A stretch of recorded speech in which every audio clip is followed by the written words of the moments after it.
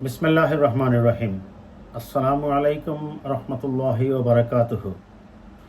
প্রিয় জন্মভূমি সিলেট পাস জকিগঞ্জ কানাইঘাটের সর্বস্তরের নাগরিকবৃন্দ সহ দেশ এবং দেশের বাহিরের সর্বস্তরের নাগরিক, ধর্ম বর্ণ নির্বিশেষে সকলকেই জানাই ঈদ উল আজহার ঈদ মোবারক।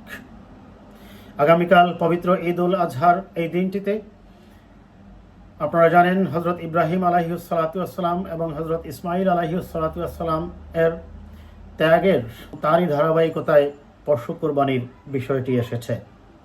সেই কোরবানির মধ্য দিয়ে আমরা আমাদের মনের সংকীর্ণতা, স্বার্থপরতা এবং অহংকার বলে দেশ, সমাজ, রাষ্ট্র এবং জাতি গঠনে আমাদের নিজেদেরকে আত্মনিয়োগ করব। আমাদের আত্ম অহংকার বলে জনগণের পাশে দাঁড়াবো এবং রাষ্ট্র এবং সমাজের সর্বস্তরে এই পবিত্র ঈদ উল আজহার কুরবানির যে শিক্ষা আমাদেরকে দেয়, সেই শিক্ষাই আমাদের জীবন চলার পথে প্রতিফলিত করব। এটি হোক আমাদের ঈদ উল আজহার সবচেয়ে বড় শিক্ষা।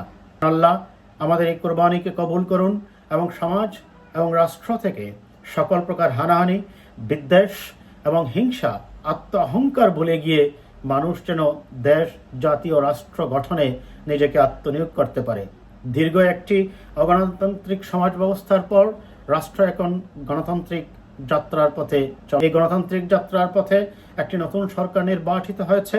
সেই সরকারের অনেক চ্যালেঞ্জ মোকাবেলায় দেশ, জাতি ও রাষ্ট্র গঠনে আমরা সকলকেই অনুরোধ করব, ঈদের এই দিনে আমাদের আত্মত্যাগের পাশাপাশি আমাদের শপথ হোক আমরা একটি সুন্দর সমাজ বিনির্মাণে নিজেকে আত্মনিয়োগ করব, অহংকার বলে মানুষের পাশে দাঁড়াবো এবং ঈদের দিনে এই শিক্ষাটুকুই আমরা নেব এবং আমরা আমাদের সুনাগরিক হিসাবে গড়ে তুলব রাষ্ট্রের প্রয়োজনে। আল্লাহ আমাদের সকলের সহায় হন। আমিন।